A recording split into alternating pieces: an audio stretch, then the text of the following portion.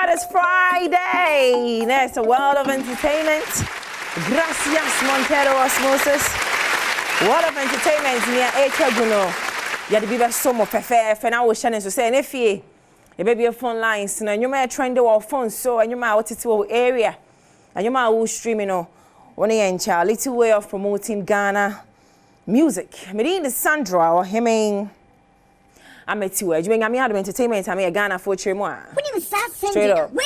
Nice one. Nice. Sister Sandy being another one. Ah, what's more? Big up yourself. Oh, hold on. Social for me now. Osmo boom. Say I know smoke you a jammer. Nice one. There were some people in the music industry. They were amazing. No, we are very good. Na minim Ghana nkasa no mi hye dan nim de yeye se obi aboye dweu se obi adome yeye o awasamo mi yakohwehwem panifo na se obi adome yeye a yagunsa patwo because niam bebre hye dan twa ye wo krom ase ade achi bia bebe foforo ekoso na nna me so nkrofo hu dae. These people were very good. Omo nyom omo steez omo style enche ne yaku talent. Ghana enche ne yaku talent. Yaye one way some talent aka ye hu omo ntime hwehwe nkrofo we mu a me babo so SK Blinks ya branch e bia ne friend no king of remix. Those days no the francophone no French what you level na ni atopaginem SK Blinks.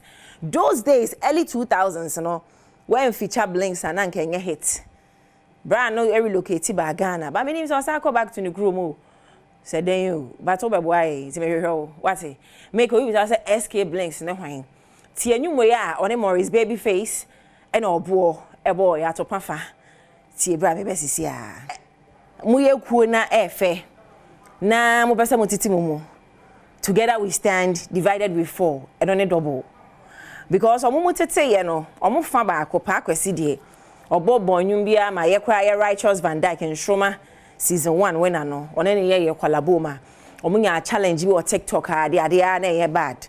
I think Sapa Akwesi is doing amazing osmo bonsema no benye no na making ba Akwesi nye we na make what I say enye we no na make uchi mo be ye ode mo hwehwe mo hona mo mbum na aya na ye den a bibi kwaso amoma ehu ana ma obi je bi ga enye no ana sikasem mi boys dey be sikasem I say ye che mu ba kunya 40% ba kunya 60%. But whatever the problem, together no na mo you too tough. It's no mo dia na mo hwewuta. O mutiti ho. Eti make obi bi say hwan ne double. Kwala ne de Gen Z for mo me hu. Double ni tibra. Emerge winners. Now her girls we pass and girls we ye good. Send your motonyum.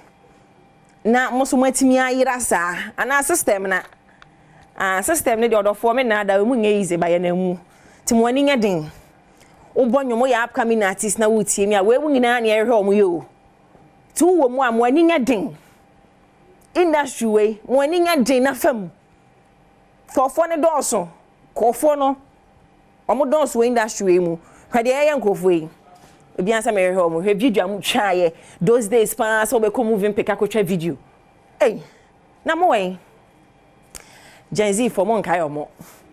Inti mon show omo RNM. Over. Trading enterprise still omo your phone pa. Efie say Nokia, Samsung, iPhones, smart TV, free 32 inches to 55 inches. Tabletop fridges no. Franco air condition no from 1.5 horsepower, 2.4 2 horsepower ni 2.5.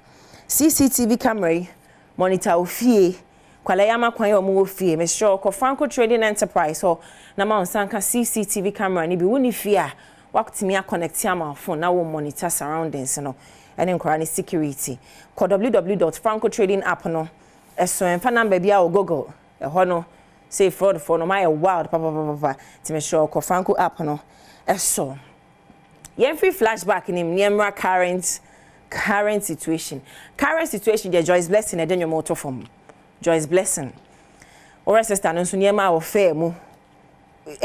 Why na maka asem but we dey nyere.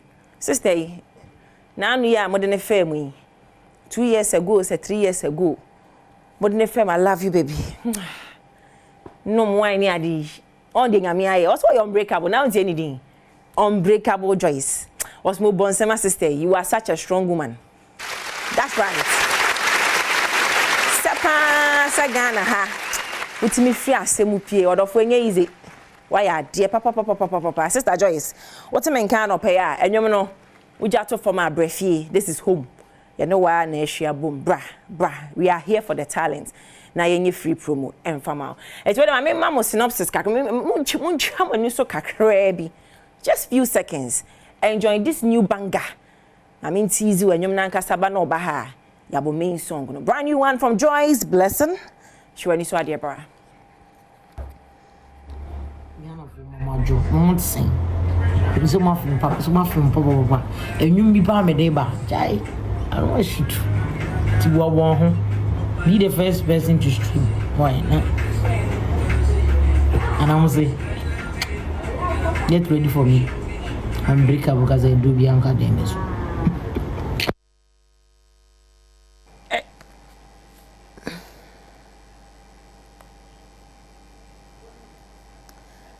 Okay, yeah, ready. I'm out. Yeah, ready. Also get ready. Yeah, ready. Crowd. Yeah, train you. No, na me be phone lines. No, nipa be numpe. 0302-211-70124 0302-211-70124 and you buy na trend will fee or phone so yen fan share artist in crying Ghana music to the world mo hwe kwa Nigeria bra me train phone calls no Naija asamaba mark wadarama fa hook me this side asem aba wa Nigeria ho a wo hwentafo say nyankopon kosua baako motimi ehye yafunum epie na momotete eya na ehu we na chew se wiase ehu we yantafo a kosua ba akopae o omumpo na omo yese yase ne techrema enti we che se wiase hwe obi aye obia nya papa na onam ho no but obi ho no motimi hye ne ho so eye ni papa na hwese P square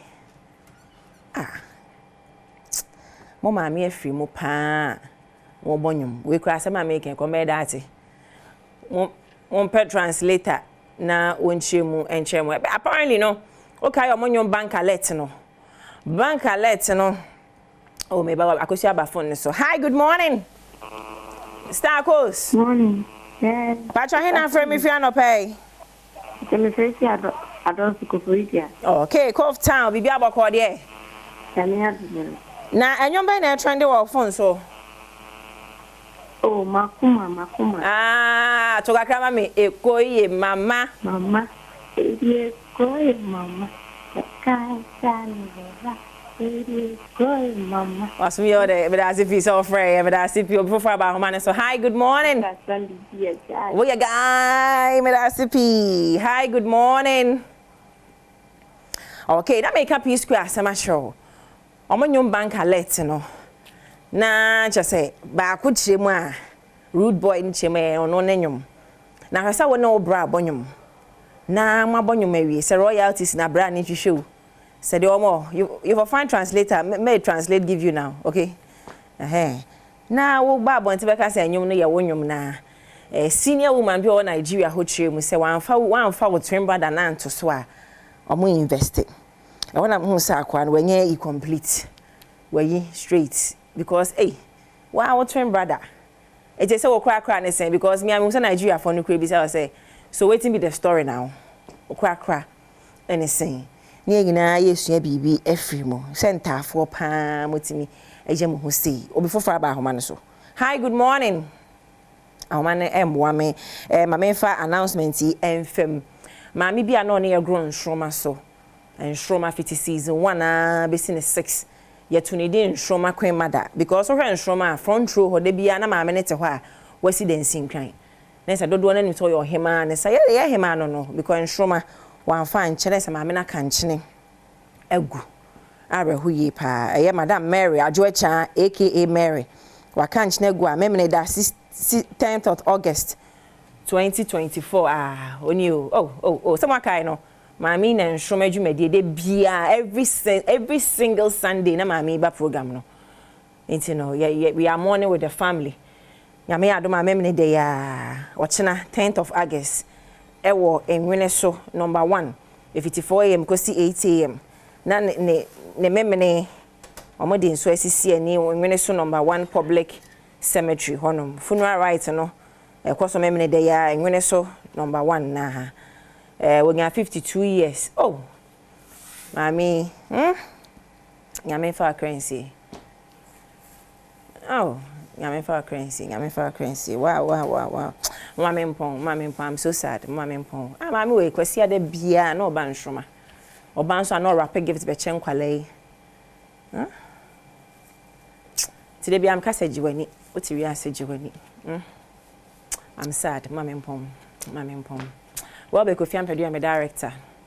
Mark, I'm a director. We're Tommy Lee and Kevin Ameno. Omungina Badwam. PRO Osmosis Christopher. Omungina Bomechidom. I'm closing on a sad note. My mommy boza. But I used to them. I mean, yeah, you can. Mommy double no na. Yeah, we're here, but mommy niasa. What's it?